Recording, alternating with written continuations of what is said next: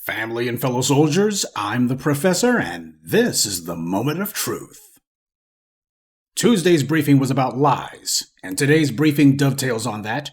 Idris Elba is reportedly planning to build a movie studio in Africa. My first question is, what kind of movies would he plan to make there? Now, this does not impress me. Why? Because the corrupt crooks over in Africa could have massive development decades ago. Black Americans could have helped stand Africa on its feet long before now, but they didn't want that. So when I read about Idris Elba getting permission to build a film studio, Zollywood in Tanzania, it simply leaves me shaking my head. And he also says he hopes to build an eco-friendly smart city in his father's birthplace of Sierra Leone. So you have an African immigrant celebrity who didn't become rich or famous until after he took advantage of the opportunities and support that Black Americans made possible for him, and he now says he wants to use the money that we made it possible for him to have to build a city of the future in Africa. Alright, let's cut to the chase here. We've seen this movie before, only last time it wasn't starring Idris Elba, it was starring Akon.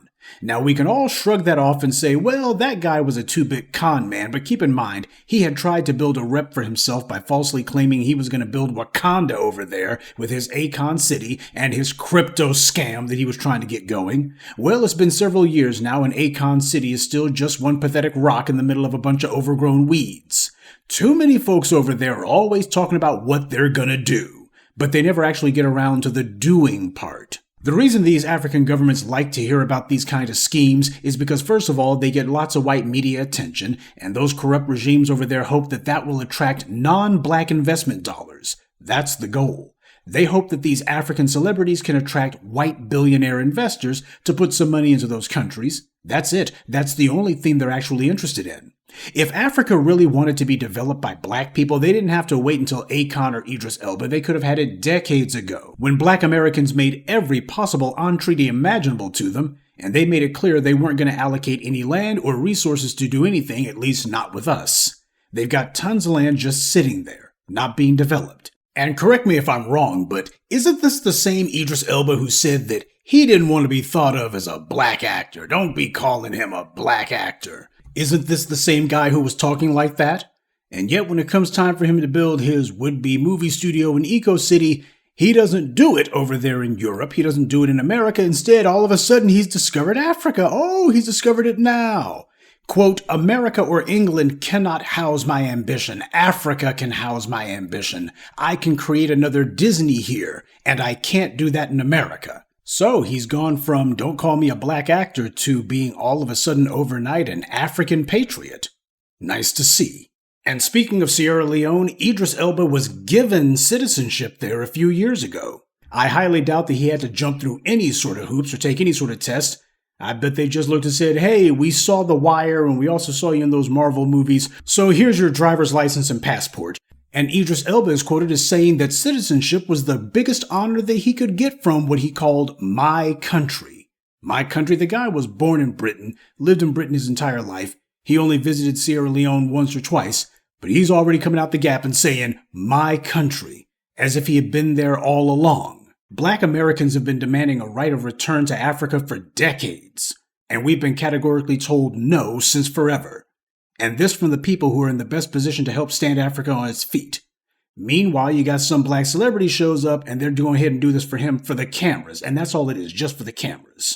They're not thinking about empowerment opportunities. They're just thinking about photo opportunities. And that's the reason why Africa's in the shape that it's in. With all the people who have been fleeing there, you would think that those misleaders over there would be only too glad that there's actually some black people who are wanting to go there, plant roots there, and build the place up. But as far as they're concerned, well, they've been talking trash about black Americans and how would it look for them to actually lean on those same black Americans, especially if they do in Africa what we did in America, stand the place up, make it empowered. They would be so embarrassed. And they're not even doing anything to empower their own citizens over there. So they don't want black Americans to do anything that would have helped them, and they're not doing anything to empower their own citizens to help them. But then again, when it comes to Europeans and Asians who show up, all of a sudden they roll out the red carpet. But with us, there's restrictions, red tape, nobody returns your phone calls, and no one's interested. That's why they have to wait until one of their immigrants to Britain then finds success that we made possible for him in the U.S., and then he goes back over there. That's the longest possible route imaginable, but that's what they opted for. Now keep in mind, there's a ton of Africans, many of whom are in the United States, And they've tried to be the Tyler Perry of Nigeria or of Ghana or Uganda or wherever, and they still don't have anything, and they won't have anything because their leaders are totally opposed to anyone having anything except themselves. If Idris Elba actually thinks that he's going to get some success going on over there, the first thing he has to show is that he can stem the flood of people who are leaving, that his idea is big enough, strong enough, and attractive enough that the Africans themselves will actually get behind it. By the way, in recent decades, there is no actual example of this.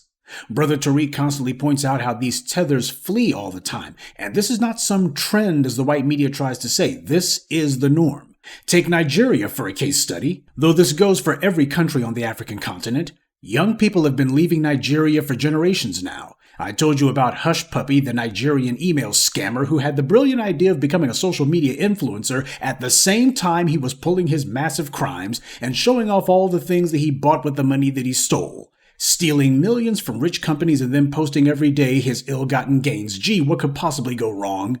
And then the guy had the nerve to post online about how terrible it was that Africans are so poor and how it's all the government's fault. This while he's showing off all the money he's got and not using a dime of it to change things over there. You have Europeans, Asians, Arabs, and even white Americans over there right now just ruling the place. And whenever someone from Africa does well for themselves, they don't even attempt to go plant their flag at home. So is the problem that the people are poor, or that they think someone else is going to change their situation for them?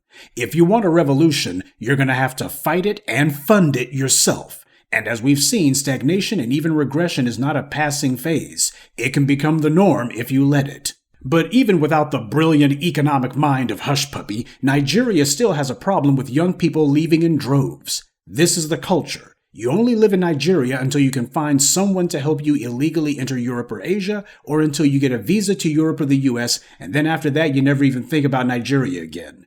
It's a trend that even has its own name, Japa, which is Yoruba for to run or escape. So fleeing has become so popular over there it even has its own word. Now these tethers get mad that FBA over here talk about them fleeing, but we're just saying what their own young people have been saying. Japa is a playful Nigerian word that's trending in that West African country for all the wrong reasons. It's Yoruba for run away or escape, and many young Nigerians are doing just that, in the thousands, leaving the country in search of a better life abroad. It was and still is a sort of comical expression, but it has also evolved into a more serious national talking point ahead of next month's elections, as NPR's Emmanuel Akinwotu reports from Lagos. Japa, a single word which sums up the desire that many young Nigerians have to leave their country. You discover there is a movement many of us who are youth here know, they call it Japa. People running out of the country just anyhow. Pastors preach about it, and it's discussed on radio shows. Let's talk about what's trending right now. What's trending right now, of course, we can't hide it. It's Japa, left, right, and center. The word even surfaces in song. Like this hit track by Afropop star Naira Marley.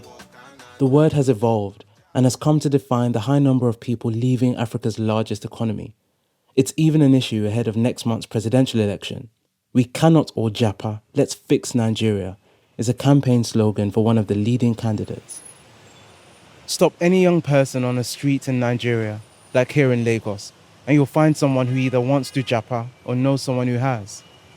The trigger for this has been a crumbling economy and rising insecurity. Nearly half of young people are unemployed. And in a country where 2/3 of the population are under 30, the impact can be felt across Nigerian life. We Nigerians are suffering a lot. And to be fact, to be sincere, we had a lot problem in Nigeria. Taibat Rahim says she would leave if she could afford the ticket. There are no comprehensive figures for this latest Japa wave, but everyone in Nigeria has been affected by it. You have to think about why are all these people leaving? The answer is they don't see hope. Chioma Agwebo founded a women-focused tech company in Abuja. A few years ago, she noticed that one by one, her close friends were leaving Nigeria. Between 2020 and today, of my 5 friends, 4 left. You can't quantify the loss of community just from people leaving. It's the absence of hope. People are watching their savings just come to nothing. In this climate, online communities and influencers are becoming an important touch point for young Nigerians trying to leave. How can I apply for a US visa? Go to the ustraveldocs.com/ng. One popular influencer is 36-year-old Funke Ogunkoya Futi, or Sassy Funke, as she's known on TikTok. Over time, I've noticed on YouTube, there are a lot more videos of people just, finally I'm out, or even on Twitter, it's like celebrated. Ogunkoya Futi literally gets millions of people viewing her TikToks for advice on leaving. And in a way, her success makes her worry about the exodus of talent. Who's going to be running our hospitals, right? Who's going to be taking care of our healthcare if everyone's leaving? So it's going to trickle down and start affecting everybody else in Nigeria. I'm hopeful that these people, in a way, acquire the skills they need, and maybe in 10 years they come back. Chioma Agwebo finally left the country last year, like many of her friends did. It's almost like the ship is sinking and everyone's just like, how quickly can you get out? She says she never planned to leave, but it became inevitable.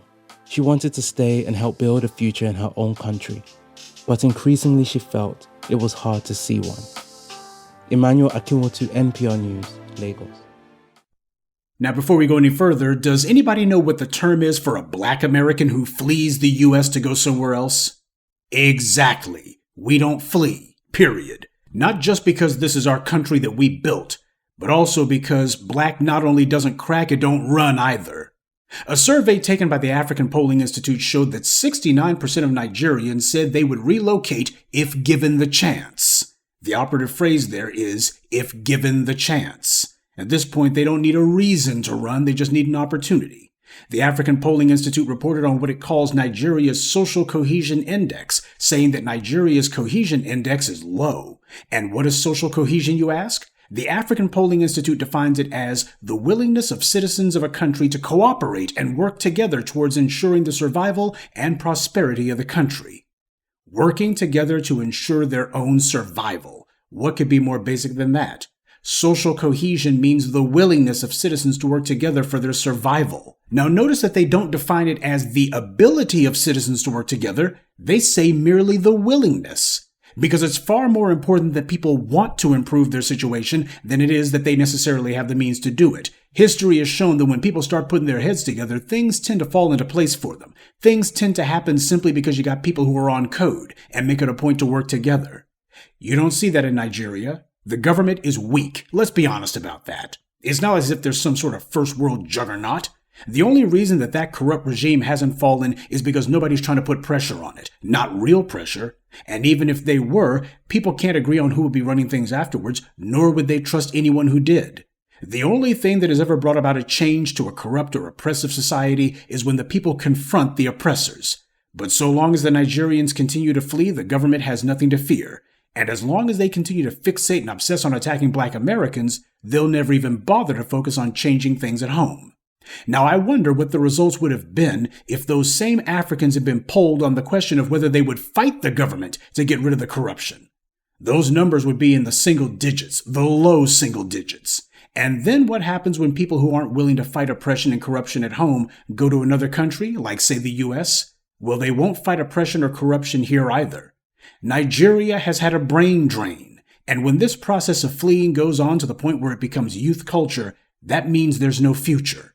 A culture of defeatism sets in because it's one thing to lose a fight, but it's even worse when you lose the will to fight altogether. So TikTok channels are making their money by popularizing, telling people how to leave Nigeria. By the way, on a side note, TikTok is owned by China, who is currently colonizing the hell out of Africa, so it's in China's interest to get Nigerians to self-deport. Less competition for them. Paul Mooney talked about how Africans come to the U.S. and try to look down on Black Americans or talk down on us. He said that Africa betrayed us, and he was right. They made no attempt to get back any of their people who had been enslaved anywhere on the planet. And that wasn't some momentary failure that took place centuries ago. It's still going on today. Just look at what you see with Boko Haram kidnapping girls to do God knows what. And Boko Haram's not alone. There's other groups doing the exact same thing. The question, though, is, when you have entire gangs mass kidnapping children, what has been the response by these respective governments? Well, mostly it's to make a half-hearted attempt to try to do something, but after they find a few of them or just get bored, they move on. Many of those people have still been kidnapped and haven't been recovered yet. I guess the government just looks and goes, well, we tried. Africa needs to strive for excellence, but excellence is not self-maintaining. When Africans attack and demean Black Americans, that's a betrayal that should be called out and denounced by all Black people worldwide, not just us. You have people who relied on us to get them into the U.S. and then talk trash about us when they get here.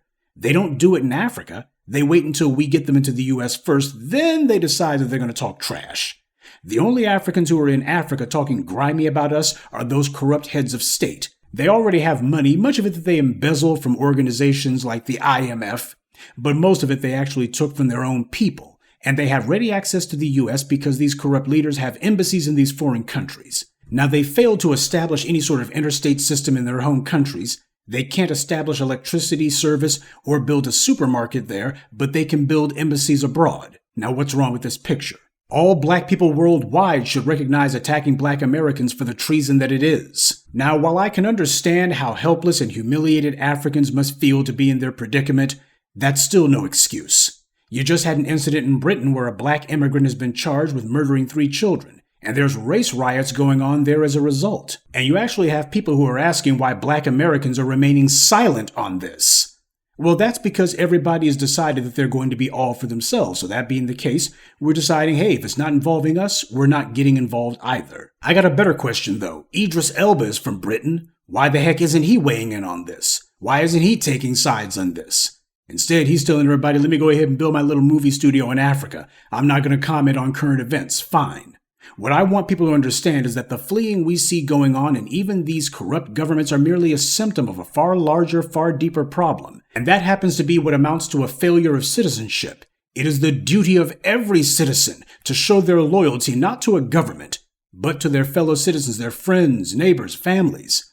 A government must be responsive to the needs of the people because the government can't exist without the citizens. They can always topple and establish a new government, but no government anywhere can get rid of its citizens and then go and get a new population. When the government is not serving the people, it has lost its legitimacy. And when something is delegitimized, it can be discarded. You can't find 2 Africans over there, though, who will work together on anything. That's the real problem. Pride and ego. This is how they can simultaneously attack Black Americans, who have built the most prosperous country on earth, while at the same time bemoaning how bad things are over there.